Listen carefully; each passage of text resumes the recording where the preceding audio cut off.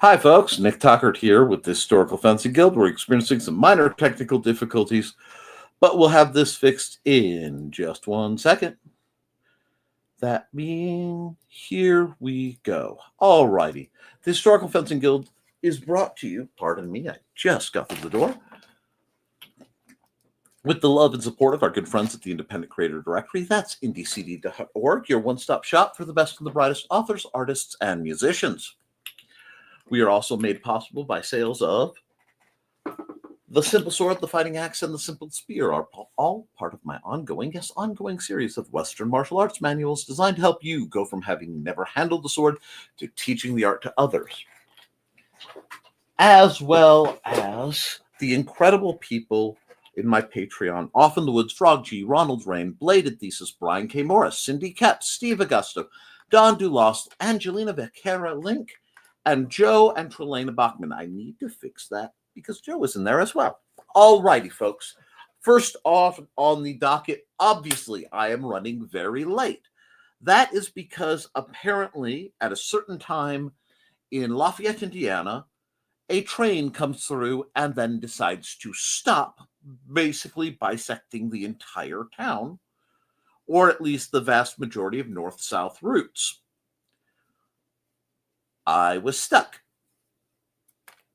I was stuck for a remarkable amount of time behind this stopped train, and those around me would not turn around to let me turn around, so I just had to sit there. If I seem frustrated, it's because I am. Now, I apologize, mea culpa, but we do need to get into the bread and butter of today's program because there's actually a good deal to discuss. First thing we have to do, and I have to take a minute and kind of catch my breath a bit, is discuss the real big issues at hand. That being, if you did not know, during a HEMA practice recently, a gentleman's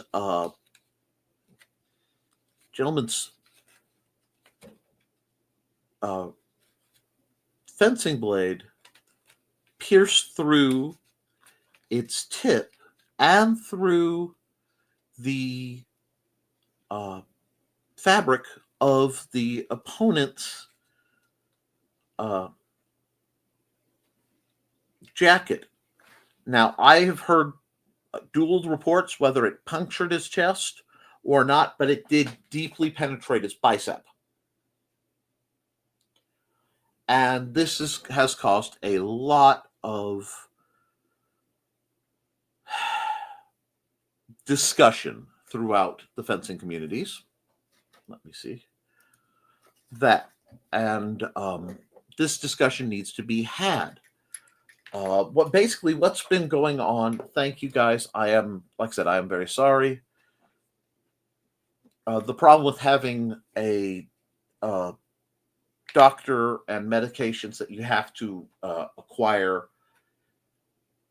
over an hour away means if anything goes wrong, it really goes wrong fast. So hi, Foxy, and I appreciate your concern, Kitty. A lot of people are weighing in, and some are talking about,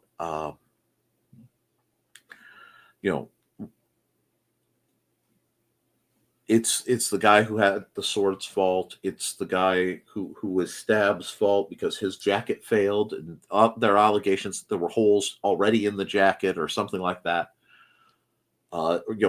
This is some unholy, just perfect storm of violence. And I do want to touch on that because, first off, as tragic as something like this is, no one died.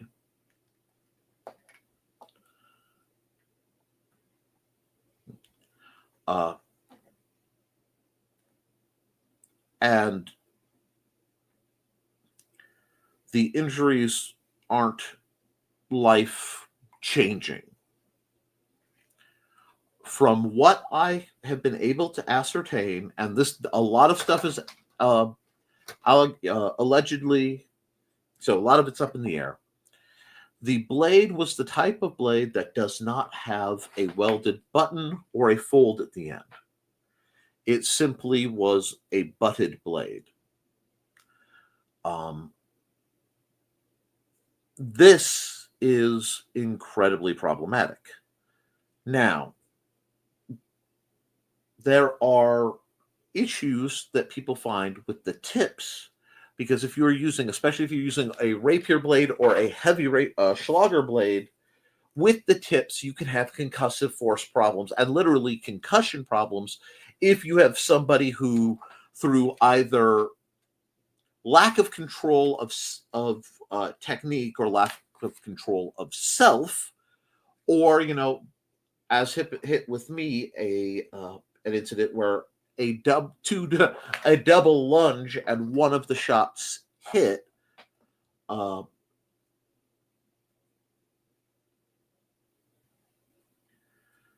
There is a massive amount of concussive force that can come out. So they've been trying to avoid that.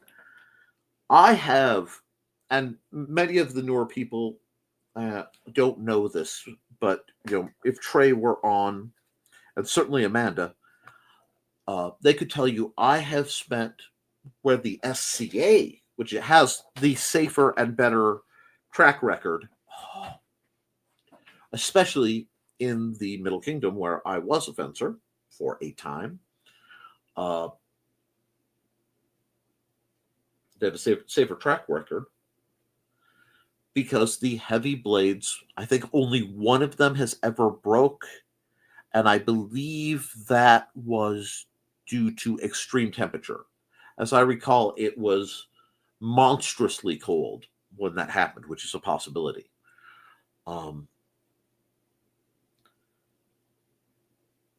You have the tip, you have theoretically a washer or slug, and then you have the rubber grip tip that goes over, and then usually there is, for visibility, electrical tape both attaching it to keep it in place and many times covering the front to make the tip more visible to your opponent out of fairness. You can see, and actually when we were fencing, Trilaina brought this up this last week because we were attempting the daggers. And I will be posting all of that as soon as I can get it edited in a format that will work. Can't see the tips. Fine. I am not sure about the regulations for HEMA. I have to look into the regulations they were operating on at that time. I do find the jacket failing quite problematic.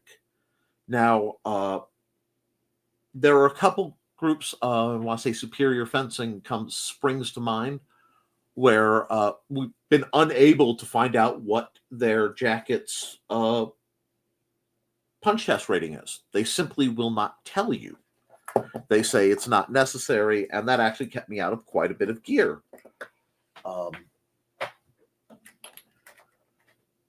They also I don't believe they do as many inspections, because in the SCA, if you're doing armored inspections at the time where I was a marshal in training, before they decided that I was somehow faulty and not actually a marshal in training for a couple of years, and there was a debacle, which I hold no shame of because I did absolutely nothing wrong.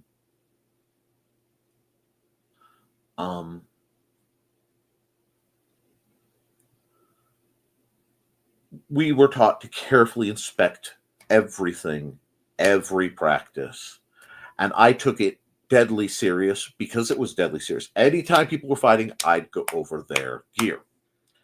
Now, if you notice within the practices of the Historical Fencing Guild, I have been chasing different types of synthetic, be it nylon or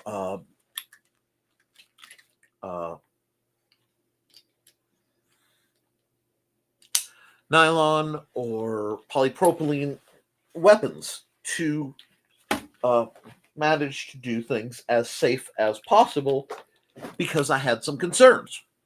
And I've been talking about much of this for the better part of at least a decade, likely 15 years, possibly as long as when I started, because I had concerns when I first started. And that is why during good God, during HFG practices, I prefer, and I will be, when people come over and have to sign the new waivers, they will be given another one of my writing projects, the new revised conventions of the Historical Fencing Guild, that will include a requirement for chest protection, usually in form of a plastron or rough equivalent. This is, for now, I'm going to keep it a common sense rule. I know later I will have to specify because common sense is not as common as one would hope. However, I am, in fact, I don't want to say I am glad, because it doesn't sound that this incident happened, because I'm not glad anyone hurt. But anyone got hurt. It does perhaps speak to the lax laissez-faire approach to remembering what we are doing and training in that many groups and individuals hold. I take my training and what we do quite literally deadly serious, because even if it is just simply fencing, it is still a weapons-based martial art. And there are many people who have spent many years trying to give me this. If it's not Chinese or Japanese, it's not a martial art. It's a sport. I don't quite know how that they came about that, but it's something I've had to fight for a very long time. And I think the birth and increased popularity of groups like HEMA and ARMA, where they are doing training without the LARP aspects you find in groups like the Society for Creative Anachronism or AmpGuard or Canarak or any of those fun things. It's been allowed to be taken just a bit more serious. And while it isn't fun, I will continue to focus on taking what we do serious. I will continue to train as best I can, as practically as I can, as simply as I can, and as consistently as I can.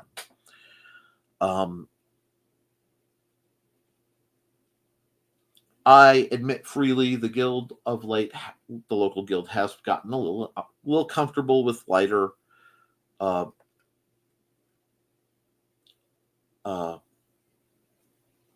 playing around. I won't even call it practice. This highlights why that's not a good thing. It also highlights, again, why I have been encouraging the switch to the polypropylene rapiers. Yes, I know they are far from perfect. They are quite a bit too flexible. They are quite a bit too slow to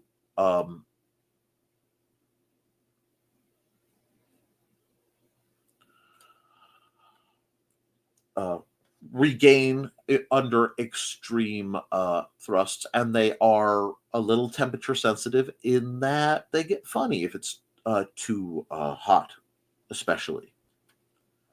However, I deem them currently the absolute safest sword trainer I have been able to find, which is why I, in the past, and I continue to lean heavily on them as a primary weapon system. The cost is usually sub $50. It allows for It can be safely done with very minimal gear. It can be much better done with marginal gear. Good evening, Trilaina. I don't know how much of this you caught, but we were discussing the incident with the individual who because their opponent's tip and their jacket both failed, was stabbed in a HEMA match. So I was using that to explain why. Oh, thank you, some person. Please like and subscribe, folks. Why I believe we need to be so careful with the gear we use. Now, why haven't I leaned heavier into the well, okay, the investigation is still ongoing, but they know for a fact the tip failed, and they know for a fact the jacket failed. Now, there's a lot of discussion and a lot is up in the air. That's why those thesis saw it come up earlier before I said something on our swords. I'd already seen it, and I was starting to reach out to folks who I know who might be a little closer to it to try to see if I can get viable information. It is still a very much, in my opinion, a developing story, but it is something I have literally warned about, as you can attest. Now, they are also, yes, at least 2 points of failure happened. And it was not, in the past, there have been several recorded stabbings due to failure, but they were from broken blades. What would happen is the epee or the foil would overextend, snap, producing a sharp edge, and then impale the opponent. Which, a rapier is a weapon of non-consensual penetration. Look at its name. But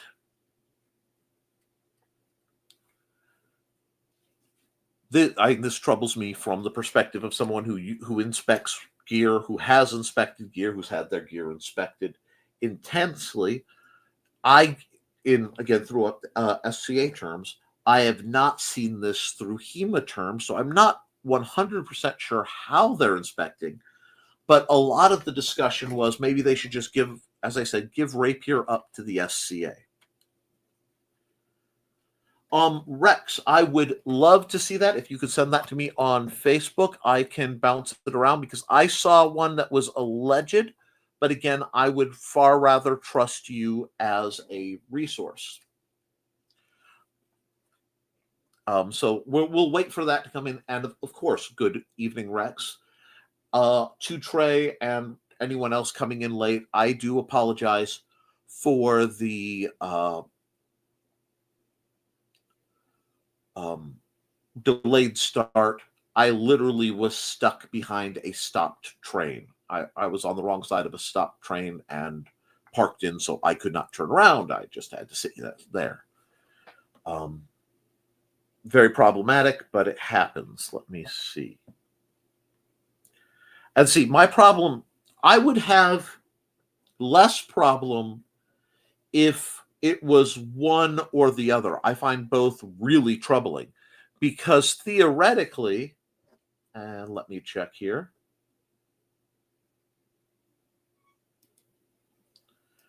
All righty. Yep. That's what I thought. Okay, give me just a moment to download it so that I can bring it up in just a second so that you guys can see it. I had planned to have this type of material already prepared, but what format did it save it in? Okay, sort by date modified, group by date modified. And we need to go, oops, oh, come on. Descending. Alrighty, so I can bring this up. We can close that. I can expand this, and I just want to make it as easy as possible to show you guys. And we'll just add that to the stage. Yep. That is not enough of any semblance of a tip, in my opinion. There should be a welded button. It was the tip of his blade. That's what I figured. So, was there a button or extension that fell off? Because that to me isn't the tip of a blade. Every within the fabric, basically it's a chisel on the end of the blade. Yeah, that's what I was concerned about. And no, that isn't even. It's not a tip. The SCA ones, if I were to pull out even okay, I'm going to pull out a very dorky weapon, but okay, within this fencing blade,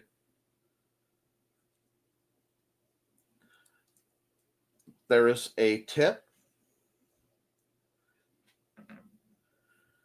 and wedged in here. Let me see if I can pull it. I can't even get it off.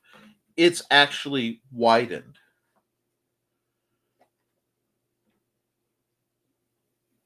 Wow. Catching on masks. Okay. And see, them saying a plastic cover, I can actually, to an extent, understand how they got there, because the plastic grip on a rapier like mine from the SCA, which I'd have to go get, the big blunt, did actually catch between a couple of my ribs and lodge in. Hello, Flohosen. And thank you for watching. Please like, share, and subscribe, and all that. In the case, because ours was a double lunge, and I realized it was double lunge, so I broke my tip off to deflect his, and it was a little too late, and he hit, and it tore the ribs, separating 5 of them from the sternum, cracking 3. I understand that, and they have this fear of concussive hits, which interesting. But there are flat tips that are very good for registering hits. What would have happened without the plastic tips? I'll tell you what would have happened. What would have happened without the plastic tips with that much force, even if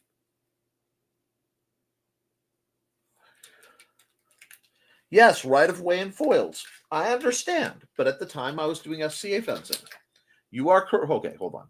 You are correct. I'm not even giving you fault.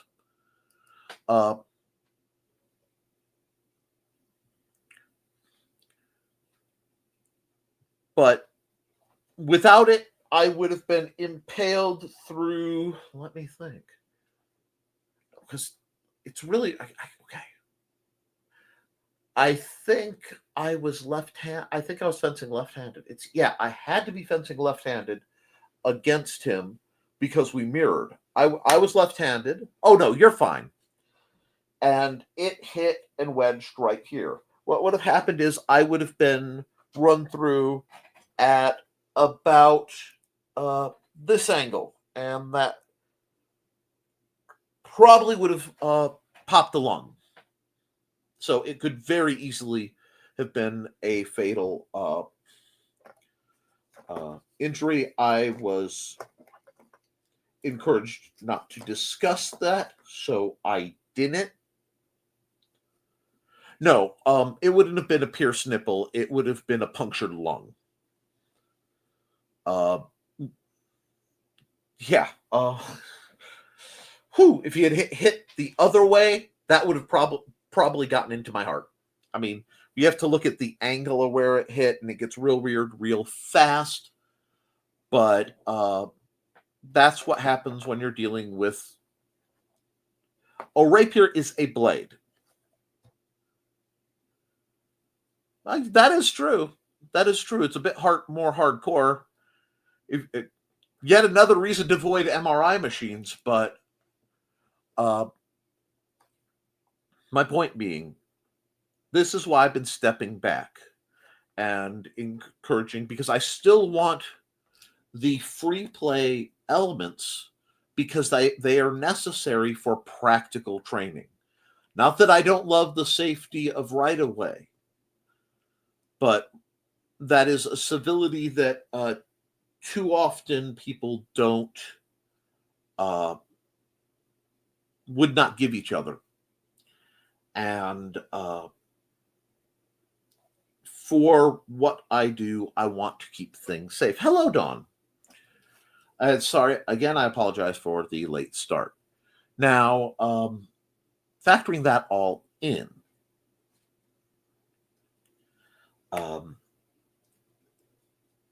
I think having a non-welded tip on a sword is, I have,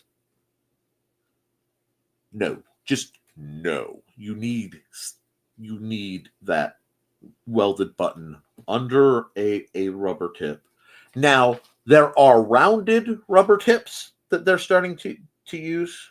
I think they're calling them thermoplastic, that are going to give impact but deflect much better.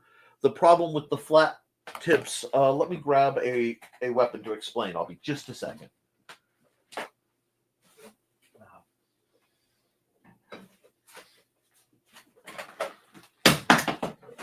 Okay. Sorry.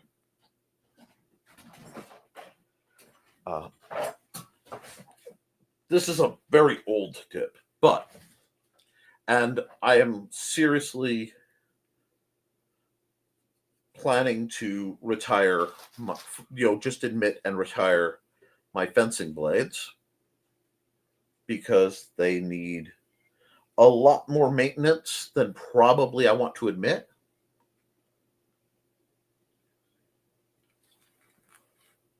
Yes, they're very little flex. So I'm not sure what they were fencing with.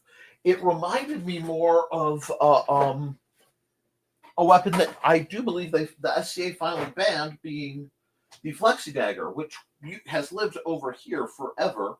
And in my I am moving weapons around, I can't find. Anyway, it's not back there, is it? Oh, no. The okay. Covetin. We'll just do this. New window. We're going to move this over, and we're going to say Covetin Rapier. That sounds like the Ukrainian company. One with strong blade. Let's see what we got.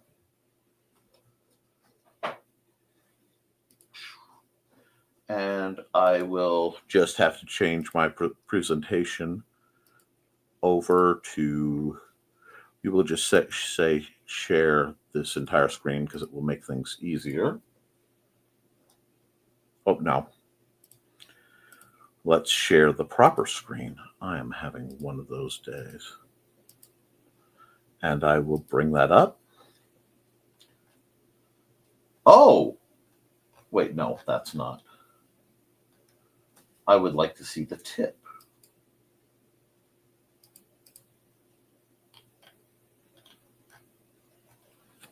There is a little picture, was it not? Okay, there we go. Is that just what the tip looks like? It really is just a... No, okay, see, I'm seeing... These look like the Alchem blades. So there, what happened... Okay, I see what happened then. Let me see. If I click... I've literally only once, I think, navigated the site because the cost was far more than I could swing. But it looks like it is a loop tip, and the loop failed. Oh, Georgia. Okay, that explains it. Still, that is scary berries, folks.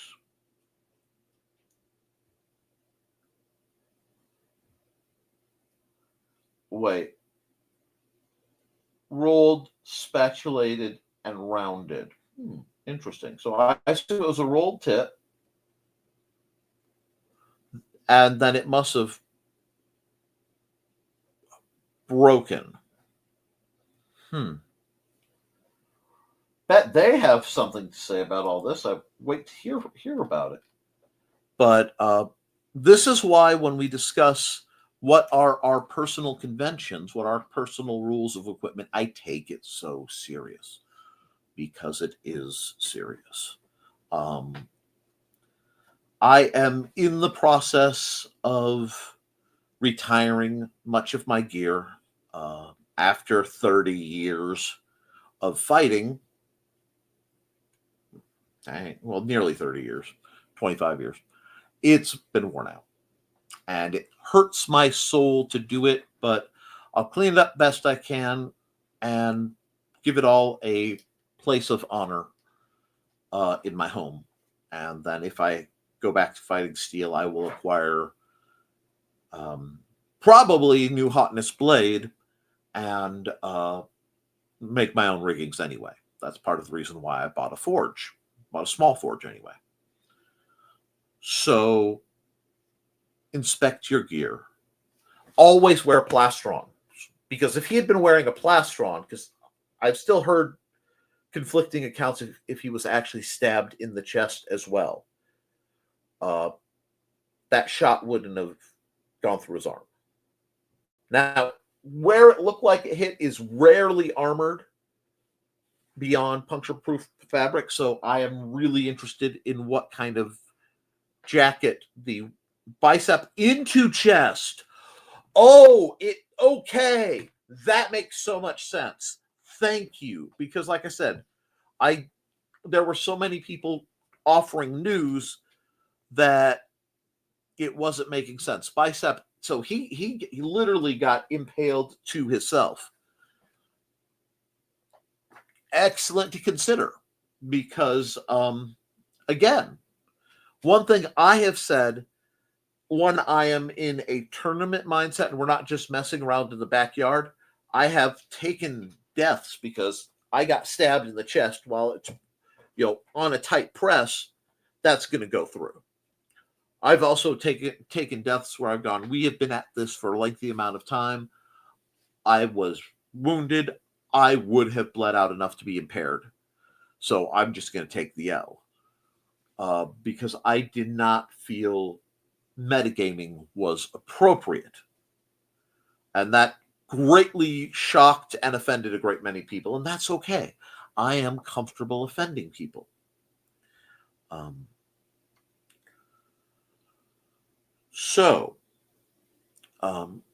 For now, until I find better for rapier-style combat, our standard will be the polypropylene rapiers. Thank you.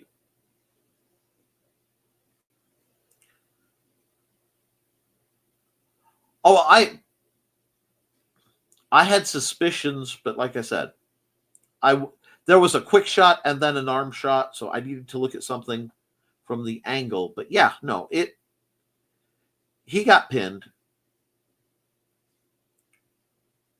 Yeah, that's the problem. There are a couple videos.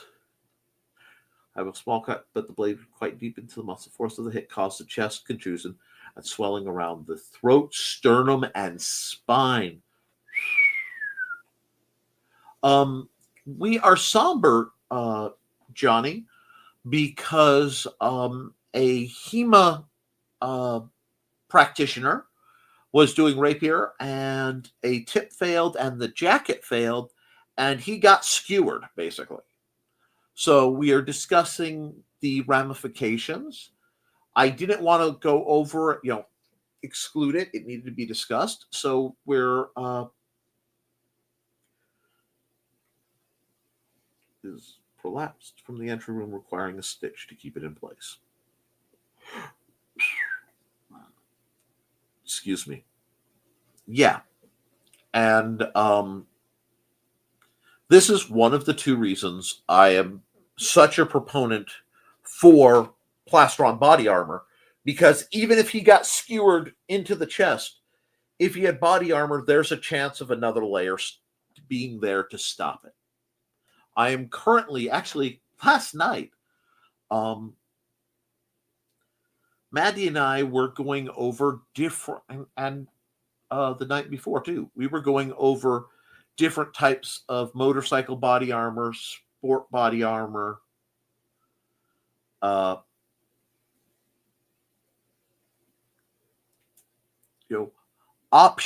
cost options to possibly give better protection, because I had a bad vibe. And then this hit. So wear your plastrons, people, because that's going to absorb a lot of the force. It's going to absorb a lot of the cut. It might deflect something. I mean, it might not. You might get punched right through it. But I would rather have plate. It is terrible, Kitty. It's absolutely horrific. But that is the reality. One of the people who think that European fencing and you ordered the hoodie. I'm reviewing options because I'm going to order something like the hoodie. I'm not sure if I'm going to order the exact hoodie, but then we're going to have essentially I'm going to have Mandy install tie down points where we can do the spez armor, especially because that's where we take a lot of slaps, a lot of chops. And then this is why kidney protection is important, folks. So some soft under that, and that's going to just give better protection. However, the reality of the situation does confirm and remind people the realities of what we are training. And I know I'm sounding beyond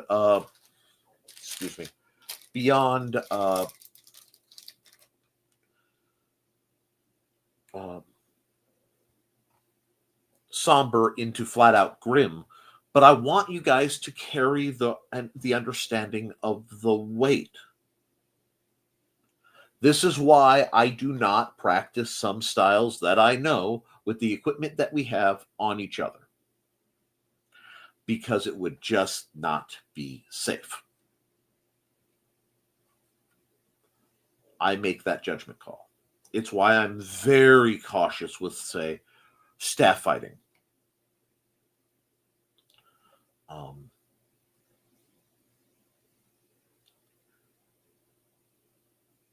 And I'm hoping that this will silence both the people who chastise me regularly for that's not a valid martial art. That's not a valid actual weapon. They're not really dangerous. You're just playing like Jedi. No, we're not.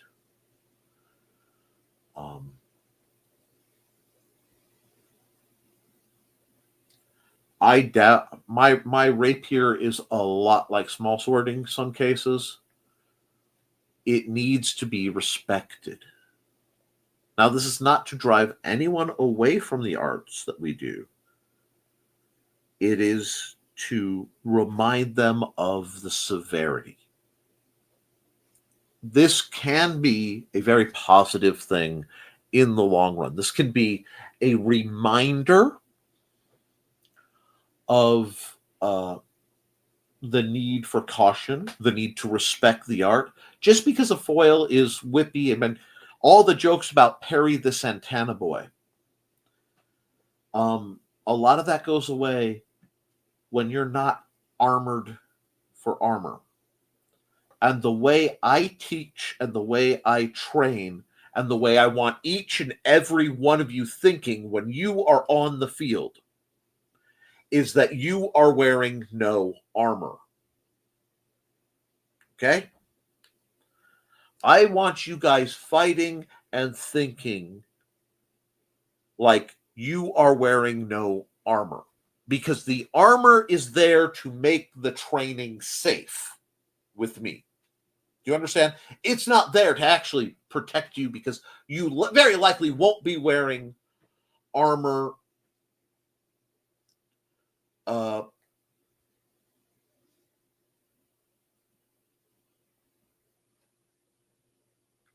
in the modern world.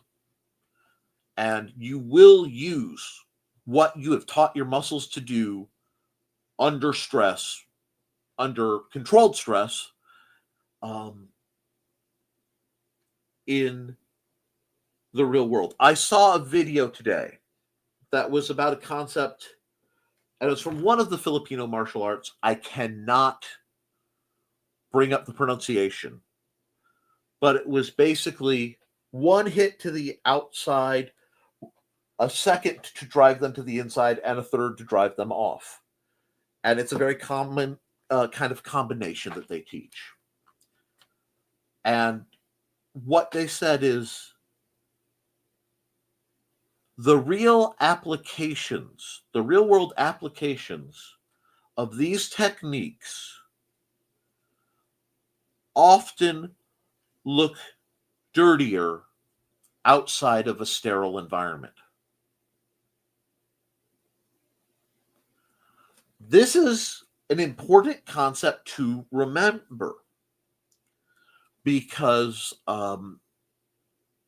when we are training in a list field, optimally, if the ground is flat like it's supposed to be, and safe enough for a fall, the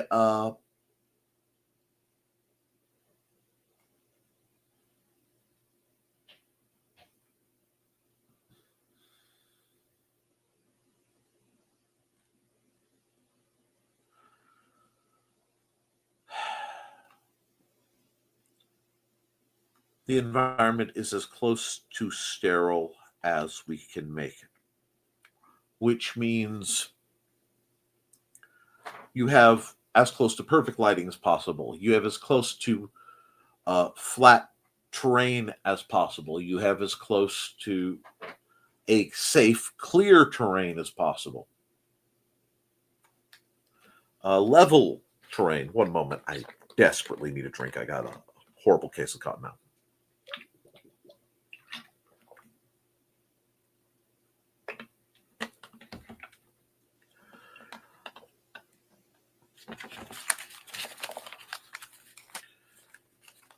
And I'm sure to an I'm sure Thesis gets those criticized. They criticize that way. And many times that is a response to kata training, or form training, which is literally a dance to memorize the motions of combat. And I don't say that in any sense derogatory. That's what form or kata training is. That's what some shadow boxing is.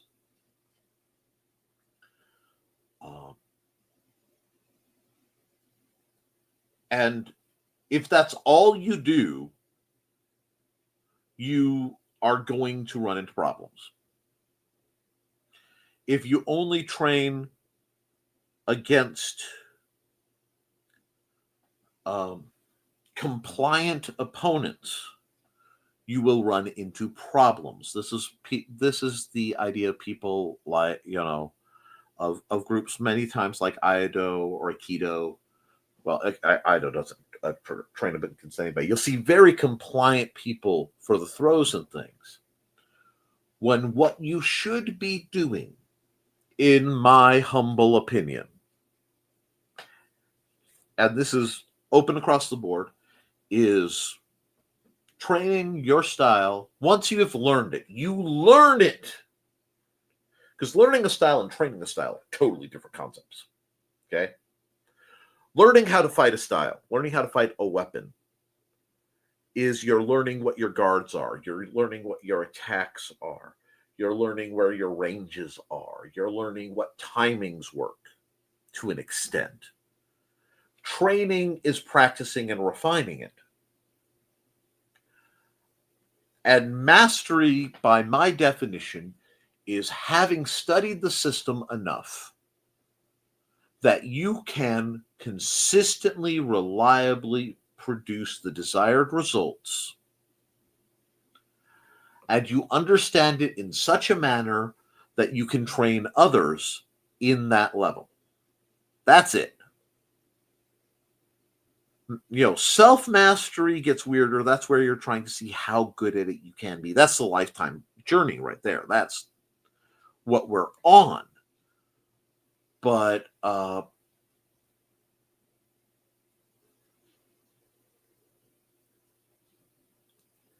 it is astonishing what somebody who is trained in a well-rounded, cross-trained,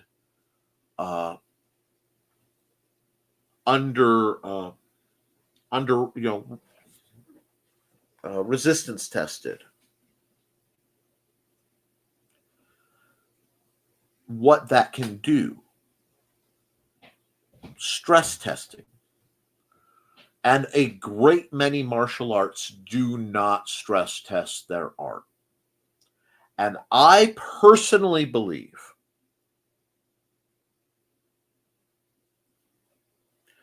that stress testing is vital so that you understand what a hit feels like to an extent.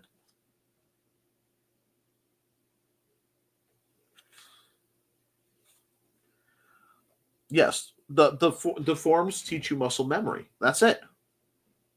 And ranges. They teach you a good form also will teach you spatial awareness, and it will teach you your ranges, both the ranges of your movement and the ranges of your reach. The trick being, if someone is teaching the forms, they need to understand the purpose of the form, or you end up with the vast majority of how Tai Chi is presented, where there is a huge amount of this is how you do it, and a very rare amount of this is why.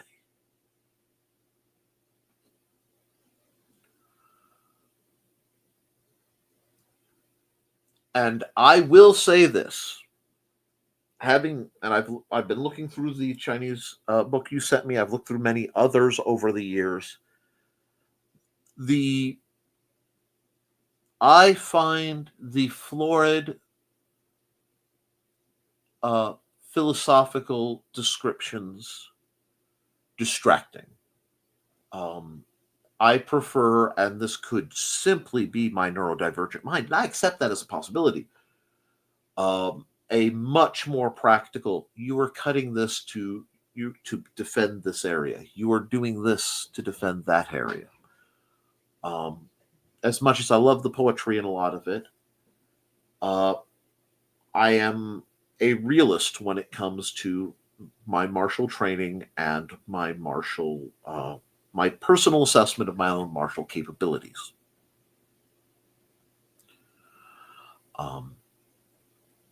And a whole lot, I hate to say, well, in the streets, yeah, in the streets, a lot of it falls away. So you need to make sure you are always, thank you, Aura. Or is it Hora? Aura. I just want to pronounce that right. You're the GOAT. Thank you. You want to forever train with the idea that if I am struck by my blade, by my opponent's blade, I am injured, or I am, deceased. And you have to think about this stuff. This gets real Bushido, and I know that. But you have to train with that understanding. This is where understanding the philosophy of experienced violence. I have been cut. I have been shot at. Fortunately, I have not been hit.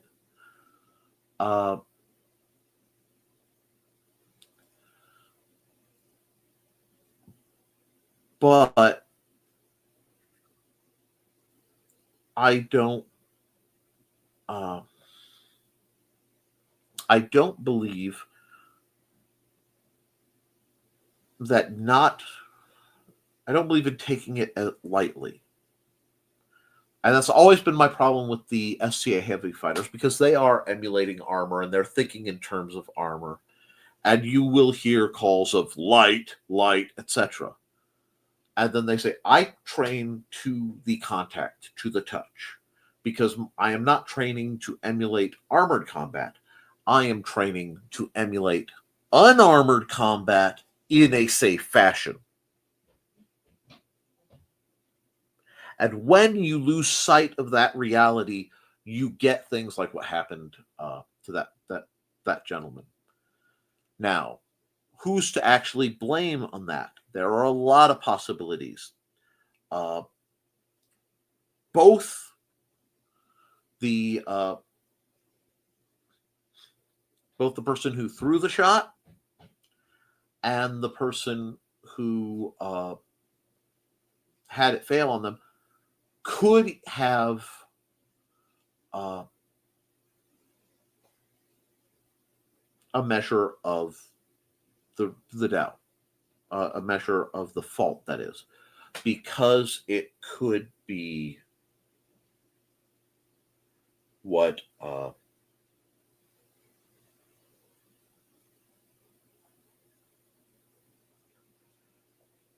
both of them should have been responsible for both inspecting their own gear, maintaining their own gear. They both should have looked over their own gear and at least passively examined their opponent's gear. I have had to refuse to fight with someone because they had a sharpened piece on their guard, and I knew them to be an aggressive and offensive fighter, and I had to request that. Now, Surasaro, if you are feeling that way, there is a number, if you are in America, called 988. There are trained professionals who will help you deal with whatever that emotion that you're going through is, and help guide you towards a safer place, I hope. I don't know you.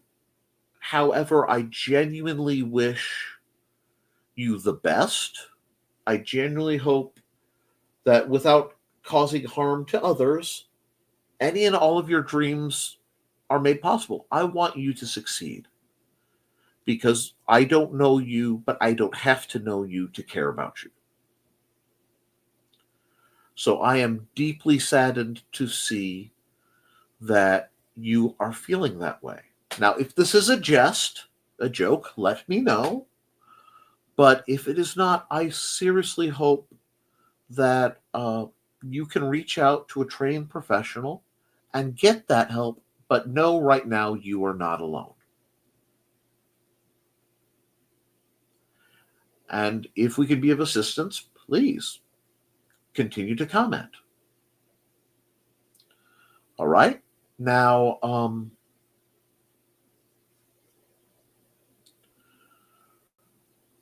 I hope no one is bothered by the pause there where I spoke to either Susaro or Susaro or some variant of that. But I will always take a comment like that extremely seriously. There's just a bit of lag sometimes for me to have comments come up on my end.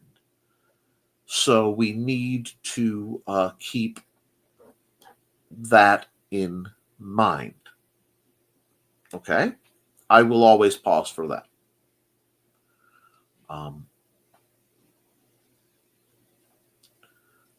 I hope you can keep reaching out, and maybe we can help things get better for you.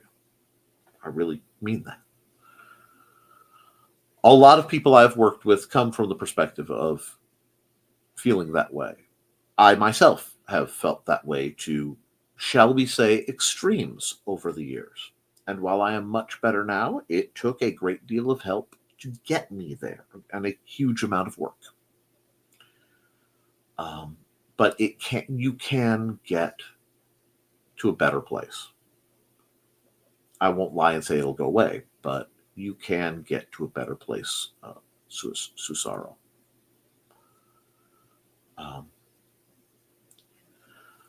That being said, inspect your gear, inspect each other's gear. And at the end of the day, my opinion is the buck should very much have stopped with the ref. I don't know if refs only check the fights. I'm not sure how gear inspections are done in the expanded HEMA groups. I've only had people from those groups come to me. I have not gone to those groups as a participant. I'm more than willing to. I simply don't know those around me. Hello, Joe. And I'm glad you have dropped the like. And I appreciate the like and I appreciate the support. I know this is a serious content, but I feel it is very important. Now, beyond that, and seriously, Cesaro, please keep reaching out. I'm going to have to look you up on Facebook, on YouTube, and see what's going on your channel. But we are at a point where the skill sets we have can be possibly useful and possibly not. It's all in how it's applied. I have a greater issue with being ignorant of how you choose to apply the skill set you have and causing a problem than in many cases doing so with damaging intent, because they are two very different things. We need to always be aware of ourselves, of our gear, of our moods. This is why having someone medically trained is important. This is why I very much want to expand the medical trauma kits that I have on site as part of the planned leveling up of the Historical Fencing Guild. Right now, what we are doing, and this is a good thing to segue into, I am starting a bit of a fundraiser drive. And part of it will start, part of it's already started with my other projects, by tomorrow at noon. Sorry, I have so many things that start at 10, a reflex. Tomorrow at noon, I will be doing a live stream on the Nick Talkert channel, as well as this Kick and this Twitch. wherein I will be doing art as it goes. Hello, Dave. And trying to, I will basically be doing pay what you can / what you want on screen art requests, and taking commissions. If you want larger projects, we can do that too. And what I'm trying to do is raise funds to both upgrade the facilities. I want to put up a 20 by 20 carport in my backyard so that we can fight in the shade. We can fight, in a properly lit environment, and hopefully have it be more comfortable for the participants. I also, over the last 25 years, I have done one thing consistently. I have purchased and upgraded gear, loaner gear, and gear I give away over and over and over again at the detriment of my own personal gear. And it has been pointed out to me by well-meaning students that it is high time I stop looking like a ragamuffin and start looking more like the instructor, the sword master, the weapons master you guys feel me to be. I admit I've always thought my ragamuffin ways had a certain charm, but I can see your point. So that is something I will be looking into. I may reevaluate and upgrade a public like HFG wish list and things like that on Amazon as well. This is not me trying to pick anybody's pocket. This is just me going, people ask, how can we help? This is how to help. I also admit that a large amount of my personal funds have been going to certain programs for the underprivileged youth in my county, specifically in Fowler, because I have been spending my available money on things like the Blasters for Books program, where teens will be rewarded for participating in the library programs, the summer reading program, with having access to free blasters they get to take home, a small Nerf war on site, things like that. Because I'm passionate about helping teens, I'm passionate about helping children, I'm passionate about helping adults. It's just what I do. And I am loath to discuss it because it feels too much like bragging. And that is not my intent. Frankly, I am intensely uncomfortable right now. However, I am going to be upgrading these things, barring disaster. So, we have to have an electrician come through and do some fixing on my house. We have a couple other major venues that I am working on. But in order to maintain the fact that I can host fencing bouts and things, and I want to get back into thrown weapons and such, I have to be able to keep, house and home intact. So I do this. I have been often told, well, you simply need to charge your fencers, and I patently refuse to do that because that would be gatekeeping. The only way I gatekeep is if someone is either dangerous or socially problematic to an extreme. It is very rare, but we've had people who did not get the memo that we aren't going to say needlessly negative things about people with disabilities or people of certain whatever demographic. and especially that I will not tolerate rudeness to the ladies that I work with, because a great many of my students, especially the women that I work with, come to me from a situation of trauma. And what they are trying to do, and what I try to provide, is the means for them to regain and rebuild their personal power. Some of them stay fencing regularly. Others realize they don't want to do this as dedicated as we are, but they've gained the confidence to go do what they want to do. And there are still a few who kind of slip away because they're too scared.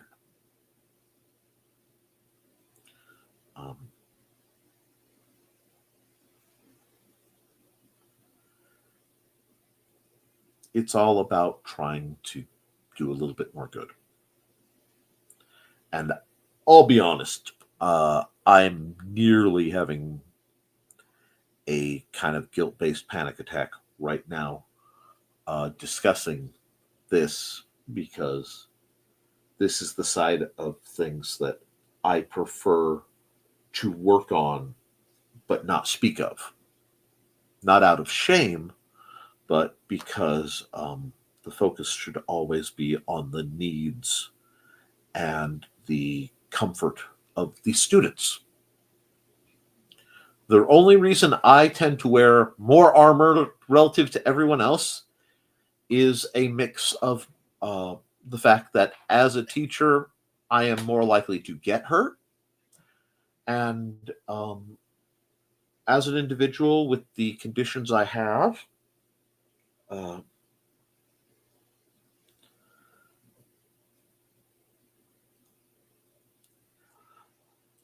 if we are being painfully honest, and I feel sometimes one must play their cards on the table, in fact, I usually do, there is a measure of frailty to my conditions, due to my conditions.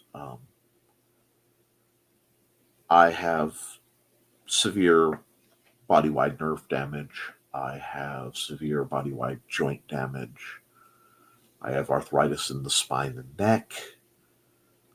I am genuinely malformed, and though I intensely loathe to mention it, I am also quite literally defined as a hunchback.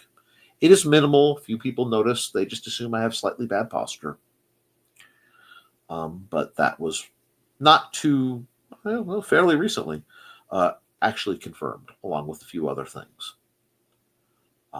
But what I do in spite of people telling me that I can't and that I never will be able to, with the understanding that every day I get up may be the day that I take one step, hear that pop noise again, and fall down and not be able to get back up again.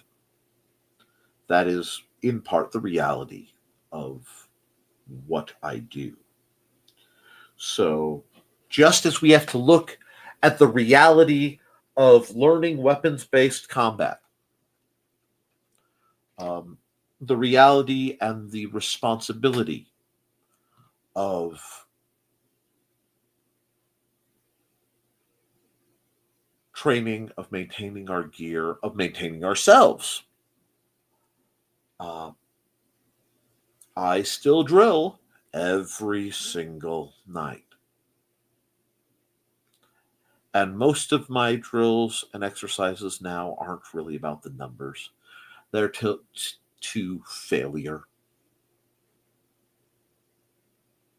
till it feels right that I'm done. Which is what happens when you've been doing it for as long as I have. You know your body, and you know, okay, that's enough. Any more will hurt me. Or, I can go a few more. I feel it today. It's loosening something out. And being able to know yourself that well allows you to not just tweak your program over a long arc, you can tweak it over a very short arc. And that's very important.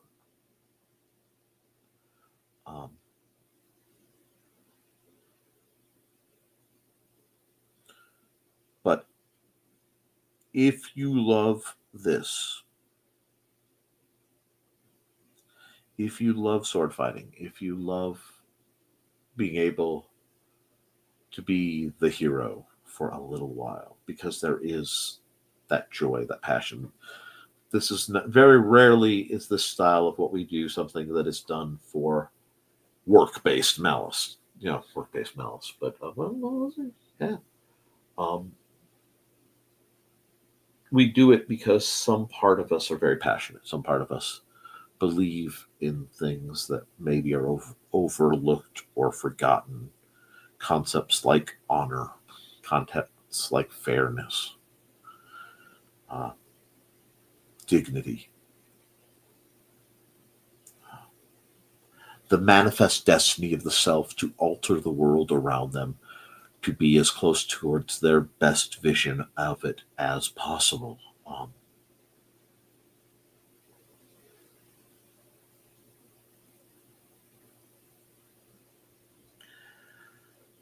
The fun side.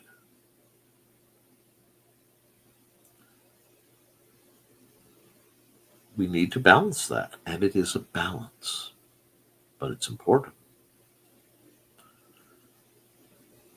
Now, I've been told I take it far more serious than a lot of people do, and that's okay, because I do take it far more serious than a lot of people do. Just about every great thing that has been in my life since about the turn of the millennium only happened because I carved a life out with a training rapier.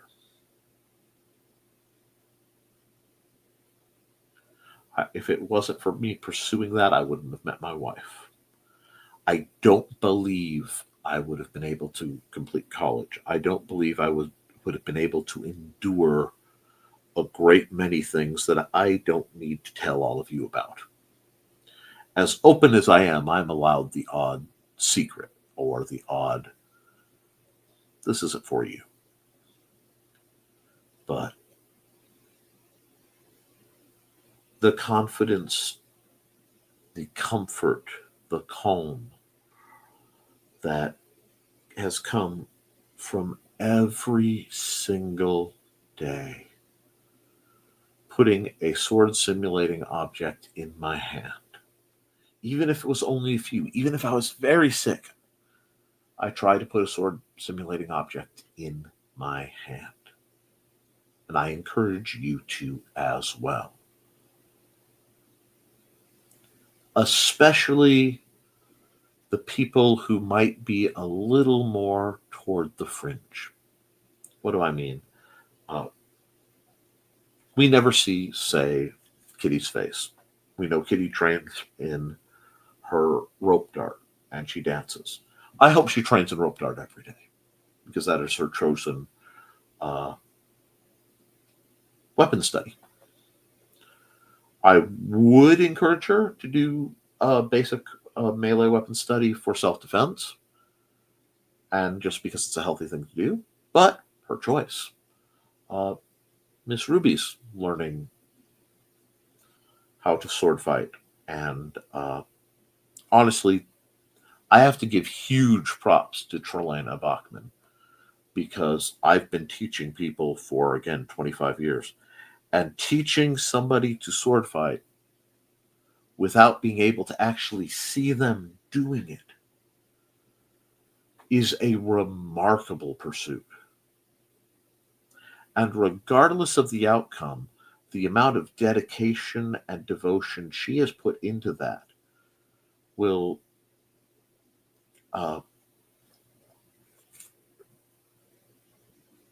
echo. And it should be recognized. It should be seen. And Kitty on this part says, I practice with my rope dart every morning. Well, with the trainer version. And I do mean the trainer version. I'd prefer you not swinging live steel around every morning or, throwing a plumb bob at extreme speed on the end of a rope every morning without, severe protections. And as silly as that might sound to some of you, that is not an inaccurate description of some approaches to the rope dart. Fascinating style. Elegant, refined. Not mine.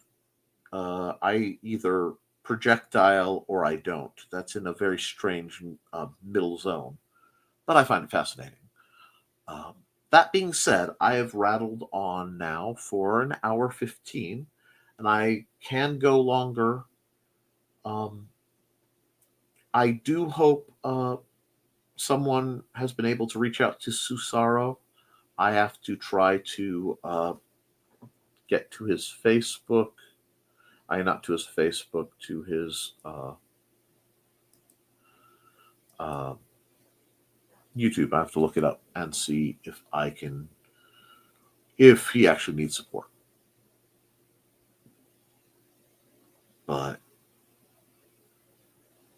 I do believe, and I think Kitty can attest, between dancing and the martial arts, the rope dart. It is important, guys. It's not me just nagging you. It's not me being a pain in the butt. It is important. So that needs to be addressed. Now, beyond that, guys, I am getting subtle messages that I need to go hang out with my family, and as well I should. We do have some evening plans tonight. Friday the 13th is kind of a big deal, and my shopping was...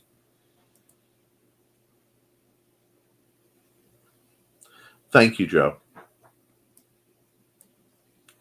Then there's not much else I can do, so I have to let that one go. And as anyone who knows me knows, I am not good at that, but I'm going to try. So,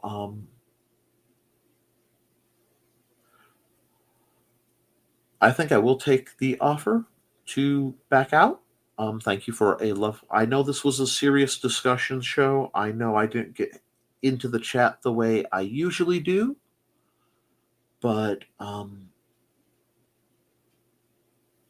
want you guys to understand how much I appreciate your dedication, how much knowing that folks all over this nation and the world are training to better themselves through the martial arts, and that perhaps I've been able to provide some service to you.